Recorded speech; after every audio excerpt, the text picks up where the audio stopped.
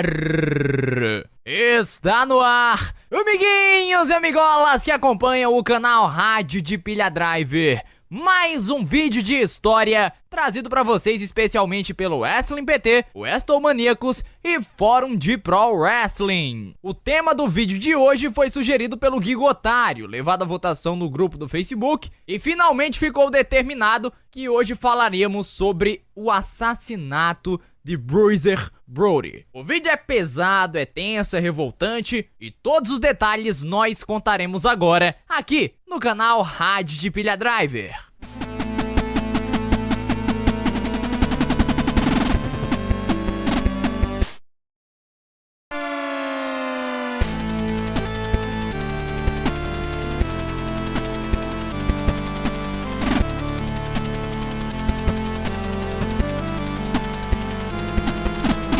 Bruiser Brody, antes de ser Bruiser Brody, era conhecido como Frank, um jovem talentoso que na faculdade descobriu as suas habilidades no basquete e no futebol americano. Ele até chegou a jogar pela NFL, no Washington Redskins. Após não obter tanto sucesso neste meio, Bruiser continuou jogando em ligas menores, até que conheceu Ivan Putski. Na época, Bruiser tinha quase 2 metros de altura, e o seu porte físico chamou a atenção do lutador, que sugeriu que ele tentasse seguir carreira no wrestling. Então ele foi treinado pelo lendário Fritz von Erich e começou a trabalhar como freelancer em diversas empresas do território americano, o que rapidamente fez com que ele se tornasse uma estrela em ascensão. Os fãs ficaram impressionados com a popular combinação perfeita: tamanho, físico, carisma e habilidade dentro do ringue. Isso também chamava a atenção dos promotores, mas Bruiser Brody costumava ser o revolucionário dos bastidores. De acordo com ele, os promotores manipulavam os lutadores. Bruiser, um homão deveras inteligente,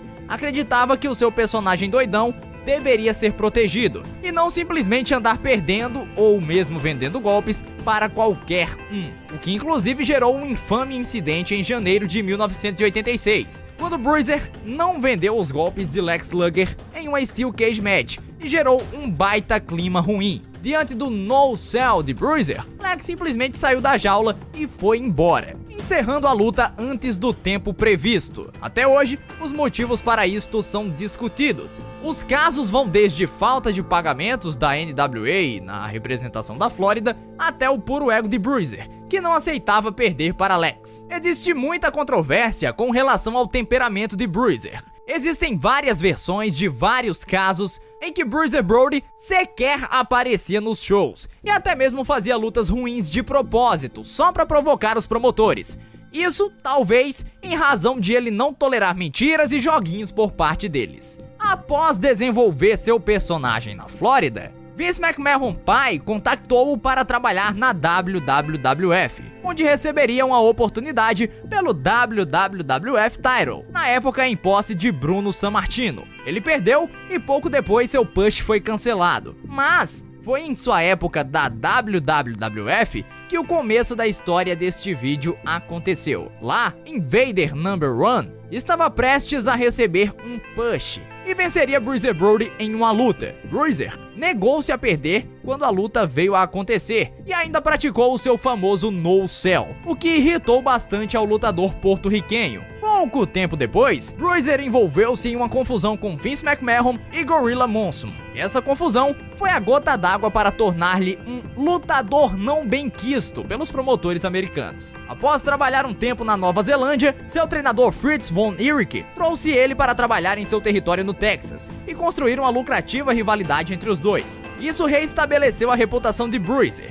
que recebeu a oportunidade de trabalhar no Japão pela All Japan Pro Wrestling. Em 1985, quando já tinha vínculo com a New Japan Pro Wrestling, Bruiser estava recebendo bastante dinheiro, chegando a fazer $14 mil por semana. Detalhe que isso é na década de 80. E até hoje já é um número impressionante, imagina naquela época. Bruiser Brody e um dos grandes nomes americanos a fazer sucesso no Japão, Stan Hansen, formaram uma equipe de bastante sucesso que ajudou a estabelecer a empresa WWC em Porto Rico na década de 80. Eles estiveram envolvidos em algumas das maiores lutas da história da empresa, mas rotineiramente tomavam calote da administração, o que com certeza não era algo legal a fazer quando se tinha um Bruiser Brody no plantel. Na época, José Gonzalez, o intérprete de Invader No. 1, era lutador e booker da empresa. Bruiser normalmente o diminuía na frente de outros lutadores, o que o deixava acuado, mas muito chateado. Na época, a empresa era comandada por Carlos Colón e Viktor Jovica. Rumores apontam que os dois incentivaram Gonzalez a tomar providências contra as ações rebeldes de Bruiser Brody. No fatídico dia 16 de junho de 1988,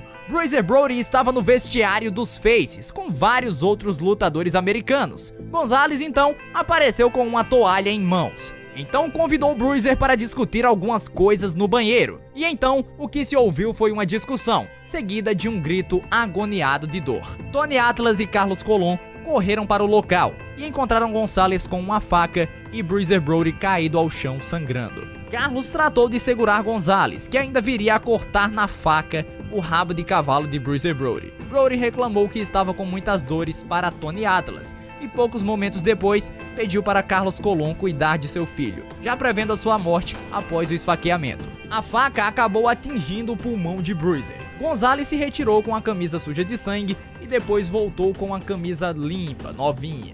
E até hoje, a faca jamais apareceu. Um médico da WWC apareceu para atender Bruiser, mas ele precisava de um atendimento específico, que só veio a chegar depois de quase uma hora. Quando o resgate chegou, uma mulher e um senhor não conseguiram levantar Bruiser. Então coube a Tony Atlas colocá-lo na maca e acompanhá-lo ao hospital. No dia seguinte, no hospital, Bruiser viria a falecer aos 42 anos de idade. Muito ainda se reclama da precariedade do sistema de saúde de Porto Rico. Os motivos especulados são diversos. Além da zoação e da desobediência de ordens, Dave Meltzer especula que alguns acreditavam que Gonzalez tinha uma paranoia e achava que Bruiser Brody era uma ameaça ao seu lugar como top babyface da empresa. Outros já dizem que foi simplesmente Gonzalez querendo provar que conseguia lidar com um cara durão, e isso acabou passando dos limites. Tony Atlas acha que Gonzalez o matou por Bruiser ter conseguido comprar ações da WWC, mas isso também é pura especulação. O julgamento do caso o torna mais absurdo ainda. Logo no começo da investigação, acreditava-se que o esfaqueamento tivesse sido feito por um fã, mas Tony Atlas resolveu testemunhar contra Gonzalez. O julgamento aconteceu e o lutador foi condenado por homicídio qualificado. Esta pena acabou sendo revertida quando Carlos Colón e Viktor Jovica testemunharam a favor de Gonzalez, alegando que Bruiser era um homem descontrolado e que Gonzalez não teve outra chance a não ser se defender. O tribunal aceitou e o homicídio acabou sendo considerado como autodefesa. A julgar pela aparência e pelo passado de Bruiser, evidentemente com a decisão dessa seria tomada. Mas nenhum amigo recorreu a favor de Bruiser. Tony Atlas e Dutch Mantel, ou Zeb Coulter, receberam as intimações para comparecer ao tribunal um dia depois do veredito ser dado. A justiça acobertou o cidadão porto-riquenho e o americano acabou saindo como o vilão nessa história toda. Muitos acreditam que Gonzalez e Atsushi Onita reproduziram o assassinato de Bruiser Brody em um segmento em determinado show japonês. Um angle completamente desnecessário, ainda mais